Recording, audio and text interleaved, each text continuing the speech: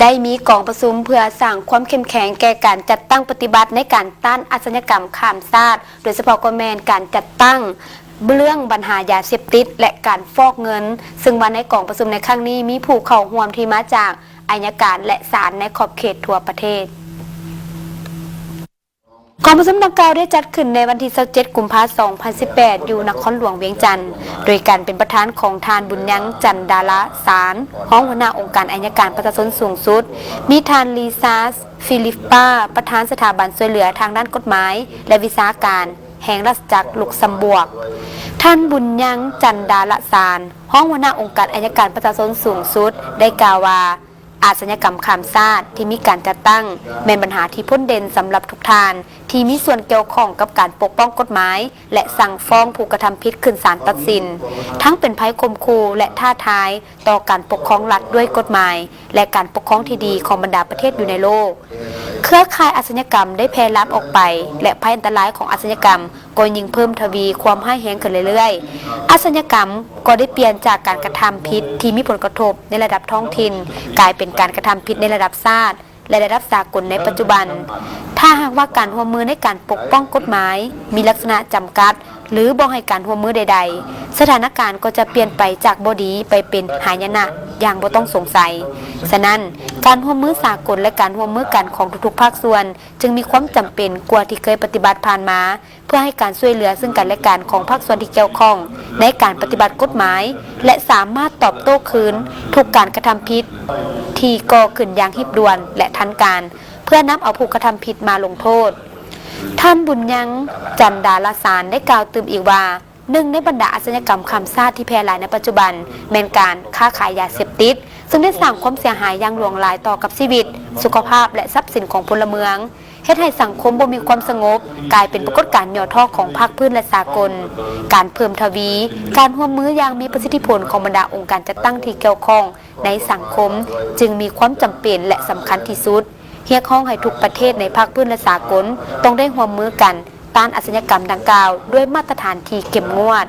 กองประชุมดังกล่าวจะดำเนินเป็นเวลา3 มื้อตั้งแต่วันที่27 กุมภาพันธ์ถึงวันที่1 มีนาจึงจะสำเร็จ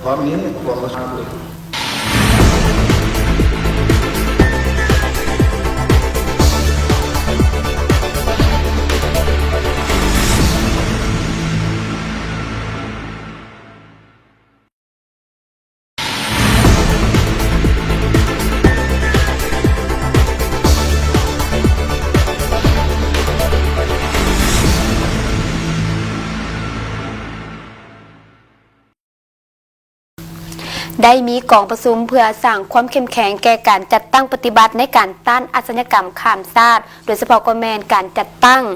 เรื่องปัญหายาเสพติดและการฟอกเงินซึ่งวันในกองประชุมในครั้งนี้มีผู้เข้าร่วมที่มาจากอัยการและศาลในขอบเขตทั่วประเทศกองประชุมดังกล่าวได้จัดขึ้นในวันที่27 กุมภาพันธ์ 2018 อยู่นครหลวงเวียงจันทร์โดยการเป็นประธานของทานบุญยังจันดาละสารห้องหัวหน้าองค์การอัยการประชาชนสูงสุดมีทานลีซาสฟิลิปปาประธานสถาบันช่วยเหลือทางด้านกฎหมายและวิชาการแห่งราชจักรลุกซัมบวกท่านบุญยังจันดาละสารห้องหัวหน้าองค์การอัยการประชาชนสูงสุดได้กล่าวว่าอาชญากรรมข้ามชาติที่มีการจัดตั้งเป็นปัญหาที่พ้นเด่นสำหรับทุกทานที่มีส่วนเกี่ยวข้องกับการปกป้องกฎหมายและสั่งฟ้องผู้กระทำผิดขึ้นศาลตัดสินทั้งเป็นภัยข่มขู่และท้าทายต่อการปกครองรัฐด้วยกฎหมายและการปกครองที่ดีของบรรดาประเทศอยู่ในโลกเครือข่ายอาชญากรรมได้แพร่ลับออกไปและภัยอันตรายของอาชญากรรมก็ยิ่งเพิ่มทวีความร้ายแรงขึ้นเรื่อยๆอาชญากรรมก็ได้เปลี่ยนจากการกระทำผิดที่มีผลกระทบในระดับท้องถิ่นกลายเป็นการกระทำผิดในระดับชาติและระดับสากลในปัจจุบัน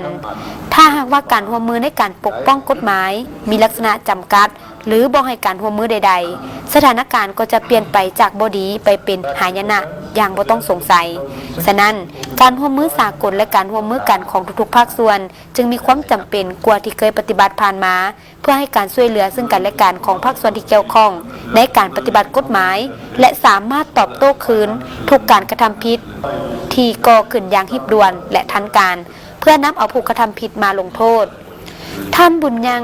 จันดาลสารได้กล่าวเติมอีกว่าหนึ่งในบรรดาอาชญากรรมข้ามชาติที่แพร่หลายในปัจจุบันแม่นการค้าขายยาเสพติดซึ่ง ซึ่งได้สร้างความเสียหายอย่างหลวงหลาย